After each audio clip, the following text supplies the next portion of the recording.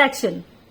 Fraction क्या होता है, पूरा ये पूरा होल एक दिख रहा है ना, एक पूरा सर्कल, इस पूरे एक सर्कल को हम क्या कहते हैं, होल। और इसी सर्कल को अगर हम दो इक्वल पार्ट्स में डिवाइड कर देते हैं, मतलब ये जो हमारा एक सर्कल है, पूरा एक सर्कल है, तो वो एक सर्कल को हम क्या कर रहे हैं, दो इक्वल पार्ट्स में डिवाइड कर रहे हैं, तो इसे हम क्या कहते हैं, हाफ। मतलब पूरा एक ये सर्कल, एक सर्कल मतलब ये 1 यहां पर लिखा, और ये सर्कल को हमने क्या किया, दो इक्वल पार्ट्स में डिवाइड किया, तो यहां पर 2 लिखा। इसी तरह से 1/3 क्या होता है, 1/3 मतलब हमने एक सर्कल बनाया, उसे 3 इक्वल पार्ट्स में क्या किया, डिवाइड कर दिया। 1 पार्ट, 2 पार्ट और ये 3 पार्ट, 3 इक्वल पार्ट्स में डिवाइड किया, तो उसे क्या कहते हैं, 1/3। इसी तरह से हम पूरे होल सर्कल, मतलब एक सर्कल को, पूरे एक सर्कल को क्या करते हैं, 4 इक्वल पार्ट्स में डिवाइड करते हैं। जब हम इस एक सर्कल को, ये पूरे एक सर्कल को, मतलब 1 यहां पर लिखते हैं, और 1 2 3 4 इक्वल पार्ट्स में डिवाइड किया, वो 4 कहां, नीचे लिखेंगे। इसे हम क्या कहते हैं, 1/4 या फिर क्या कहते हैं, क्वार्टर कहते हैं।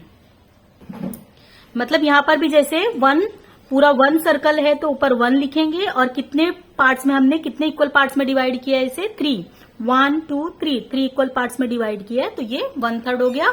और पूरे 1 सर्कल को हमने 4 इक्वल पार्ट्स में डिवाइड किया हो, तो 1/4 हो गया। अभी फ्रैक्शन इज इक्वल टू क्या होता है, न्यूमरेटर अपॉन डिनोमिनेटर। ऊपर जो रहता है उसे न्यूमरेटर बोलते हैं, और नीचे जो होता है उसे डिनोमिनेटर कहते हैं। यूनिट फ्रैक्शन क्या होता है, यूनिट फ्रैक्शन का मतलब क्या होता है, सब जितना भी है न्यूमरेटर, जितने भी न्यूमरेटर हैं वो कितने हैं, 1 है। ऊपर 1 लिखा रहेगा और नीचे डिनोमिनेटर चाहे कुछ भी लिखा रहेगा, लेकिन ऊपर 1 सब जगह रहेगा, तो उसे हम क्या कहेंगे, यूनिट फ्रैक्शन। मतलब हमारा न्यूमरेटर 1 रहेगा, तो क्या हो जाएगा, वो हमारा यूनिट फ्रैक्शन हो जाएगा। लाइक फ्रैक्शन किसे कहते हैं, लाइक फ्रैक्शन वो होता है जिसका डिनोमिनेटर सेम, मतलब देखो यहाँ पर 9 लिखा है, नीचे भी 9 है, यहां भी 9 है, यहां भी 9 है, तो ये क्या हो गया, डिनोमिनेटर सेम हो गया। तो जिसके डिनोमिनेटर सेम होते हैं उसे क्या कहते हैं, लाइक फ्रैक्शन। और यहां पर अनलाइक फ्रैक्शन किसको कहते हैं, जिसका डिनोमिनेटर क्या होता है, अलग अलग। जैसे यहां पर कैसे है, सब 9 थे, लेकिन यहाँ पे 3 है, यहाँ पे 11 है, यहाँ पे 13 है, तो अलग अलग है, तो क्या हुआ, डिनोमिनेटर अलग हो गए, तो ये क्या हो गया, अनलाइक फ्रैक्शन हो गया।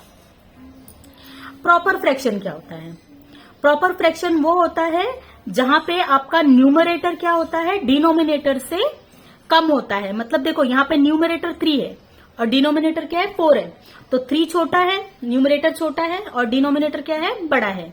तो जहां पर भी डिनोमिनेटर आपका बड़ा होता है और न्यूमरेटर छोटा होता है, उसे हम क्या कहते हैं, प्रॉपर फ्रैक्शन कहते हैं। इम्प्रॉपर फ्रैक्शन क्या होता है, इम्प्रॉपर फ्रैक्शन में क्या होता है, या तो आपका न्यूमरेटर बड़ा होता है, या फिर क्या होता है, डिनोमिनेटर के इक्वल होता है। या तो क्या होता है, आपका न्यूमरेटर डिनोमिनेटर से बड़ा होता है, मतलब जो न्यूमरेटर है, ऊपर का नंबर है, वो क्या होता है, बड़ा होता है। किससे बड़ा होता है, डिनोमिनेटर से, नीचे वाले नंबर से। या फिर क्या होता है, इक्वल होता है, सेम होता है, तो उसे हम क्या कहते हैं, इम्प्रॉपर फ्रैक्शन। अब यहाँ पर देखो, अनुष्का ने कितना किया है, 3 फ्लावर्स रखा है ये वास में, और जब वो सुबह उठी तो उसने क्या देखा कि मैंने जो ये 3 फ्लावर रखे थे, तीनों फ्लावर में कितने पेटल्स थे, 5 पेटल्स थे, 1 2 3 4 5, 3 फ्लावर थे, और तीनों में कितने कितने पेटल्स थे, 5 पेटल्स थे। बट जब वो सुबह उठी तो इतने थे, बट शाम को क्या हुआ, जब उसने देखा तो उसमें की कुछ पेटल्स नीचे गिर गए थे। तो इसे हमें क्या करना है, फ्रैक्शन के रूप में बनाना है। तो कैसे करेंगे हम, देखो पहले काउंट करो कितने हैं, 1 2 3 4 5 पेटल्स हैं सब में, और कितने फ्लावर हैं, 1 2 3। तो हम क्या करेंगे, 5 multiplied by 3 is equal to कितना होता है, 5 3 जा 15। मतलब कितना है आपके पास पेटल्स, 15। तो क्या 15 लिखेंगे, और टोटल जितना है 15, तो 15 पेटल्स लिखा। और फिर जब शाम हुई कितने पेटल्स गिर गए, वो हमें फाइंड आउट करना है। तो पहले हम इसे काउंट करते हैं, 1 2 3 4 5 6 7 8 9। तो 9 लिखा, और टोटल कितने पेटल्स थे? 15 थे। तो आपने 15 यहां लिखा। अब 15 में से क्या करेंगे हम? 9 को माइनस कर देंगे। तो 15 माइनस 9 इज 6/15। तो कितने पेटल्स गिर गए थे? 6 पेटल गिर गए थे। अब यहां पे पूछा है कि कौन सा है ऐसा फिगर जो इस फिगर के सेम है। Which of this has the same fraction shaded as in the above figure. पहले हम इसको देख लेते हैं। शेडेड पार्ट कितना है? 1। तो ऊपर आप लिखोगे 1। और कितने इसके पार्ट्स कितने हैं? 1, 2। तो ये नीचे लिखेंगे 2। तो मतलब ये 1/2 है। अभी इसके जैसा सेम फिगर कौन सा है? देखो यहां पर क्या है? 1, 2, 3, 4। तो आप नीचे लिखोगे 4। और शेडेड पार्ट कितना है? 1, 2। तो यहां पर लिखोगे 2। तो आप देखो यहां पर कटता है तो काट देना है। तो 2 1 जा 2, 2 2 जा 4, 1/2 आ गया। तो ये क्या है? सेम है। अब यहां पर देखते हैं क्या लिखा है? 1 शेडेड पार्ट, तो 1 लिखा हमने। और टोटल कितने हैं इसमें डिवाइडेड इक्वल पार्ट? 1, 2, 3, 4। तो नीचे लिखा हमने 4। ये इक्वल है? नहीं, यहाँ पर 1 है, यहाँ पे 4 है, बट यहाँ पर 1/2 है। अब यहाँ पर देखो शेडेड पार्ट कितना है? 1, 2, 3। तो यहाँ पर 3 लिखा। और टोटल कितने हैं? 1, 2, 3, 4। तो 3/4। अब यहाँ पर देखो शेडेड पार्ट 1 और टोटल कितने? 1, 2, 3। तो 1/3। तो सिर्फ एक ही है जो इसके सेम आ रहा है। तो हम आंसर 1 को टिक करेंगे। अब यहां पर भी क्या पूछ रहा है? Which of this triangle is 1/3 shaded. 1/3 कौन सा शेडेड है? तो काउंट पहले हम शेडेड पार्ट लिखते हैं। 1 लिखा है इधर। और टोटल इक्वल पार्ट्स कितने हैं? 1, 2, 3। तो यहाँ पर 3 लिख दिया, 1/3। अब यहाँ पर देखो 1 शेडेड पार्ट, तो 1 लिखा। और टोटल कितना है? 1, 2, 3। नीचे 3 लिख दिया, 1/3 इधर भी आ गया। अब यहाँ पर शेडेड पार्ट 1 है, बट टोटल काउंट करो 1, 2, 3, 4। तो 1/4 आ गया। तो यहाँ पर मतलब आंसर क्या आपका राइट है? 1 और ये P और ये Q। तो आंसर आपका P एंड Q आएगा। अब यहाँ क्वेश्चन में दिया है convert the following improper fraction to mixed fraction. ये इम्प्रॉपर दिया हुआ है 21/4। अभी से आपको क्या करना है? मिक्स्ड फ्रैक्शन बनाना है। तो मिक्स्ड फ्रैक्शन करने के लिए क्या करेंगे हम? 21 को डिवाइड करेंगे 4 से। 4 5 20। 21 में से 20 गया 1। अब यहां पर क्या लिखना होता है? कोशेंट लिखना होता है, ऊपर रिमाइंडर लिखना होता है और नीचे डिवाइजर लिखना होता है। तो कोशेंट आपका क्या आया? 5। रिमाइंडर कितना है आपका? 1। और डिवाइजर क्या है आपका? 4। तो ये आपका मिक्स्ड फ्रैक्शन हो गया। अब यहां पर क्या बोला है? मिक्स्ड फ्रैक्शन को इम्प्रॉपर बनाना है। ये आपको मिक्स्ड दिया हुआ है, इसको क्या करना है? इम्प्रॉपर बनाना है। 3 1/2 दिया है। तो सिंपली मैंने हमेशा आपको क्या सिखाया है कि जब कभी आपको मिक्स्ड फ्रैक्शन को इम्प्रॉपर में बनाना है तो आपको क्या करने का? ये दोनों को मल्टीप्लाई करने का। 3 × 2 और प्लस करना है 1 और नीचे 2 सेम एज इट इज। अब 3 2 6 + 1 7 नीचे 2। ये आपका बन गया इम्प्रॉपर। अब ये फ्रैक्शन दिया हुआ है, देखो दोनों फ्रैक्शन दिया हुआ है, बट इसके डिनोमिनेटर क्या है? इक्वल नहीं है। तो यहां पर जब आपको फ्रैक्शन को इक्वल बनाना हो, इक्वल वैल्यू का बनाना हो, इक्वलेंट फ्रैक्शन करना हो इसको, तो हमें क्या करना होता है? नीचे का डिनोमिनेटर सेम करना होता है। तो उसे करने के लिए हमें क्या करना होता है? जैसे यहाँ पे 4/6 दिया है, दूसरा क्या दिया है? 8/12 दिया है। तो यहां पर देखना है छोटा है कि यहां पर छोटा है। जो छोटा वाला होगा उसको क्या करना है? तब तक टेबल पढ़ना है कि जो दूसरा डिनोमिनेटर में दिया हुआ है उसके इक्वल ना आ जाए, मल्टीप्लाई करना है वो एक नंबर उसमें। अभी देखो 6 का टेबल हम तब तक पढ़ेंगे जब तक कि 12 नहीं आ जाता है। पहले इसे हम सेम लिख लेंगे 4/6। अब 6 का टेबल हम तब तक पढ़ेंगे जब तक कि 12 नहीं आ जाए। तो 6 2 12। तो जब हम यहाँ पे नीचे 2 से मल्टीप्लाई करेंगे तो ऊपर भी 2 से ही मल्टीप्लाई करेंगे। तो क्या हो जाएगा? 4 2 8 और 6 2 12। तो मिल गया ना सेम आंसर। तो ये क्या हो गया आपका?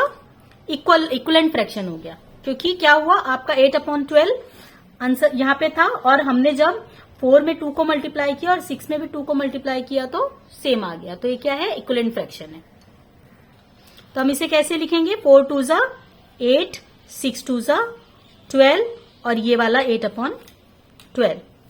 ये आपका आंसर हो गया। अब यहां सेकेंड क्वेश्चन में क्या हुआ है कि 2/6 दिया है और दूसरा क्या दिया है 4/7, बट ये इक्विवेलेंट नहीं हो सकता क्योंकि हम ये देखो 7 है यहां पर और यहां पर 6 है, तो 6 का टेबल पढ़ेंगे तो 7 नहीं आएगा। तो ये सिंपली सी चीज है कि ये डिनोमिनेटर सेम नहीं हो सकता है, हम इसे नहीं कर सकते, तो ये क्या हो गया, इक्विवेलेंट नहीं है। अभी यहां पर देखो क्वेश्चन में क्या दिया है, convert each equivalent fraction with denominator 42। मतलब क्या बोल रहा है, आपको हमेशा क्वेश्चन ध्यान से पढ़ना है कि क्वेश्चन क्या कह रहा है। क्वेश्चन कह रहा है कि हमें डिनोमिनेटर क्या बनाना है, 42 बनाना है। न्यूमरेटर मत कर देना, जहां पर न्यूमरेटर लिखा रहेगा वहां पे न्यूमरेटर, जहां पे डिनोमिनेटर लिखा है वहां पे डिनोमिनेटर। तो आप क्वेश्चन को अच्छे से पढ़ो। तो यहां पर 3/7 दिया है और क्या बोला, हमें 42 करना है डिनोमिनेटर को। तो 7 का टेबल तब तक पढ़ेंगे जब तक कि 42 ना आ जाए। तो 7 6 42 होता है, तो हमने ऊपर नीचे अगर 6 से मल्टीप्लाई किया तो ऊपर से भी मल्टीप्लाई करने पड़ेगा सेम नंबर से। तो